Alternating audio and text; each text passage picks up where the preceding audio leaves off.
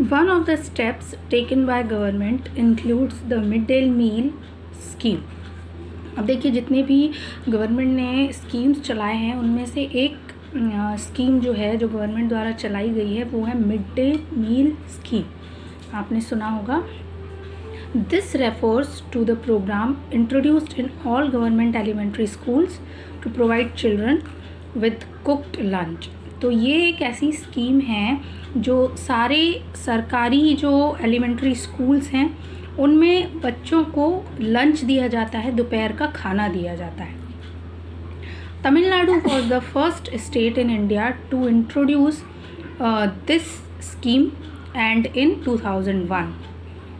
तो तमिलनाडु ऐसा पहला स्टेट था इंडिया का जिसने ये स्कीम चलाई थी अपने स्टेट में.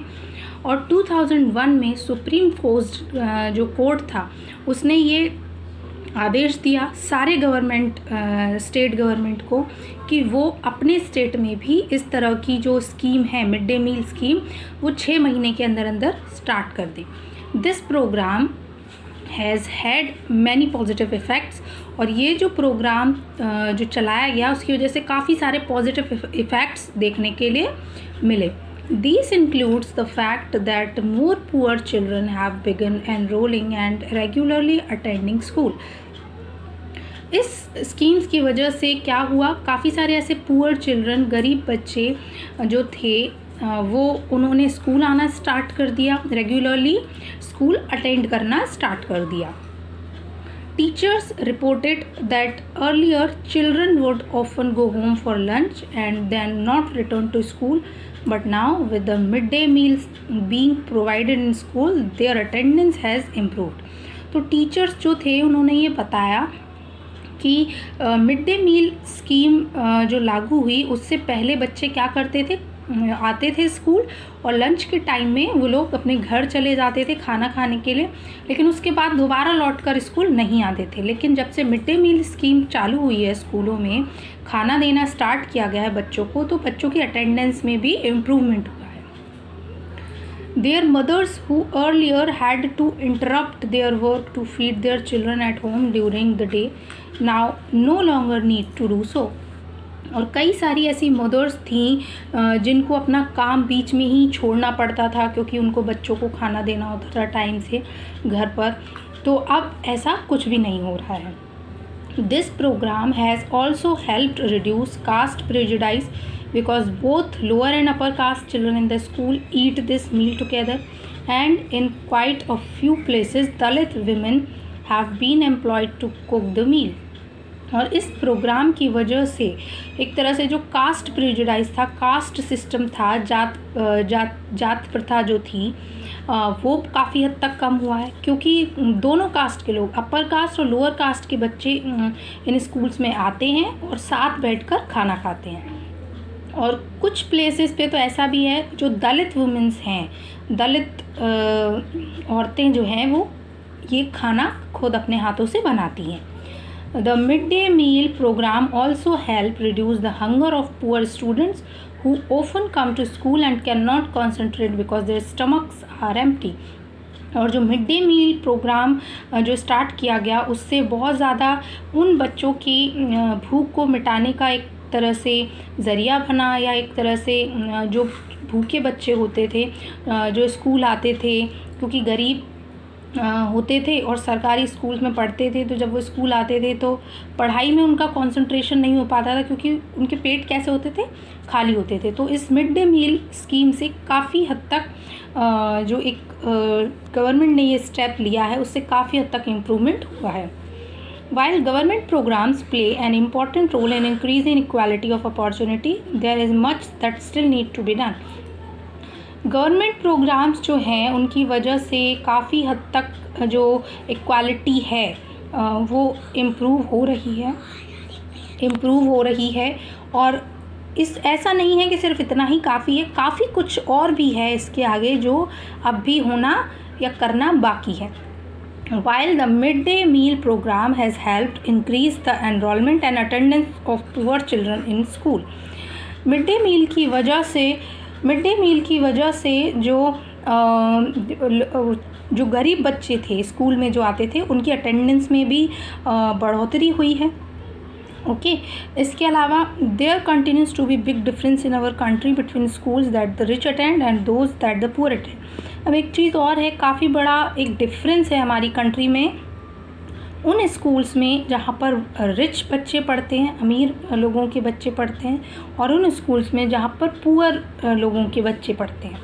Even today there are several schools in the country in which Dalit children like Om Prakash Valmiki are discriminated against and treated unequally। आज भी कई सारे ऐसे स्कूल्स हैं हमारे कंट्री में जहाँ पर जो दलित चिल्ड्रन हैं, जैसे कि ओम प्रकाश वाल्मीकि का मैंने आपको स्टोरी सुनाई थी, तो आज भी कई सारे ऐसे दलित बच्चे हैं जिनको स्कूल्स में भेदभाव किया जाता है जिनके साथ, और उन्हें अनइक्वल ट्रीट किया जाता है। These children are forced into unequal situations in which their dignity is not respected। तो एक तरह से अगर हम बात करें तो ये जो चिल्ड्रन हैं जिनको ज़बरदस्ती अनइक्वल फील करवाया जाता है या ऐसी सिचुएशंस में उनको खड़ा कर दिया जाता है लाकर, तो ऐसे बच्चे अपना जो रिस्पेक्ट है, अपनी जो डिग्निटी है उसको फील नहीं कर पाते। This is because people refuse to think of them as equal even though the law requires it। और इसी वजह से, और ऐसा क्यों है, क्योंकि लोग जो हैं वो उन बच्चों को, दलित के बच्चों को इक्वल मानने से इनकार कर देते हैं, जबकि कई सारे जो लॉ हैं वो लागू हो चुके हैं फिर भी। One of the main reason for this is that attitudes change very slowly। सबसे एक बड़ा रीज़न जो है कि आज भी इतने सारे कानून बनाए गए हैं, नियम बनाए गए हैं, फिर भी ये जो असमानता जो है वो हमारी सोसाइटी में अभी तक क्यों है, और ये जो चेंज होना है लोगों के दिमाग, माइंडसेट का, लोगों की मेंटालिटी का, वो प्रोसेस इतनी स्लो क्यों है। Even though persons are aware that discrimination is against the law, they continue to treat people unequal on the basis of their caste, religion, disability, economic status and because they are women। लोग aware हैं, लोगों को पता है कि कई सारे कानून बना दिए गए हैं इस चीज़ के लिए, लेकिन फिर भी लोग जो हैं वो कंटिन्यूसली कई सारे जो ऐसे लोग हैं उनको अनइक्वल ट्रीट कर रहे हैं। क्यों? क्योंकि मान लीजिए कोई अलग धर्म का है, कोई गरीब है, या कोई मतलब आदमी औरत का भी जो भेदभाव है, वो सारी चीज़ें आज भी सोसाइटी में हो रही हैं। It is only when people begin to believe that no one is inferior and that every person deserves to be treated with dignity that present attitudes can change। अब ये सिर्फ तभी हो सकता है जब लोग जो हैं वो ये मानना स्टार्ट कर दें कि कोई भी छोटा या बड़ा नहीं है, हर पर्सन जो है वो इक्वली ट्रीट किया जाना चाहिए, हर पर्सन का अपना सेल्फ रिस्पेक्ट होता है। जब सारे लोग ऐसा सोचेंगे, सब लोगों का ऐसा एटीट्यूड्स होगा, तभी आज की जो सिचुएशन है वो चेंज हो सकती है। Establishing equality in a democratic society is a continuous struggle and one in which individuals as well as various communities in India contribute to, and you will read more about this in this book। अब democratic society में, यानी हमारी Indian society में equality को बनाना या बनाकर रखना आज भी एक बहुत बड़ा स्ट्रगल है, बहुत बड़ा संघर्ष है, और कई सारी ऐसी इंडिविजुअल या कई सारी ऐसी कम्युनिटीज़ हैं हमारे इंडिया में जो कि इन अलग अलग स्ट्रगल्स को आगे बढ़ा रही है, और आप उन सब के बारे में इस बुक में आगे जो चैप्टर्स हैं उनमें पढ़ेंगे।